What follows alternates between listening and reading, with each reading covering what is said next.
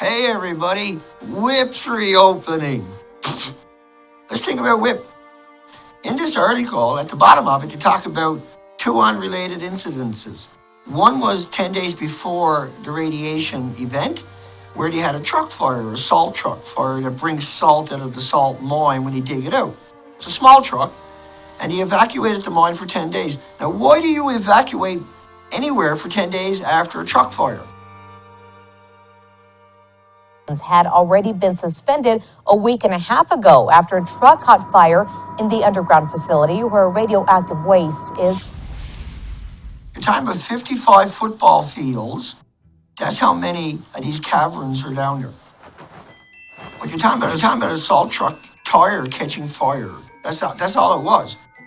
A fire has shut down the WIPP site in Carlsbad. Officials say a truck hauling salt caught fire about 11 this morning in an area underground. All employees were quickly evacuated. For 10 days, nobody went down there? Procedures. They say the 29-year-old salt truck was not being maintained properly, leaking. Then they couldn't go down because one of the alarms went off. And a high level contamination event happened. Not transgenic, like they claim is only down there, but a high level. And they spent over $6 billion in a community of around 5,000 people in the last 3 years. These are deceptive, deceitful, disingenuous criminals who lied to you about the salt truck fire. That was the radiation release. And 10 days later, they told the story. But they didn't tell the truth, did they? And they sucked you dry, and they're going to continue to do it. And these are criminals that should be arrested. If you're going to keep doing it, but arrest the criminals who hit the truck fire and turned it into a salt truck fire instead of a radiation release. So the communities were radiated, and you hit it, and they got a $6 billion kickback. It's despicable. But that's nuclear.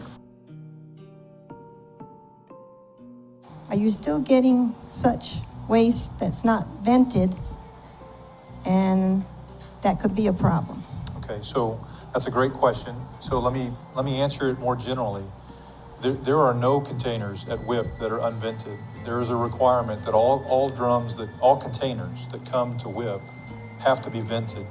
And that's not just a requirement for us to receive, it's also a requirement for the licenses that control the troop acts that all this waste is shipped in. The containers have to be vented.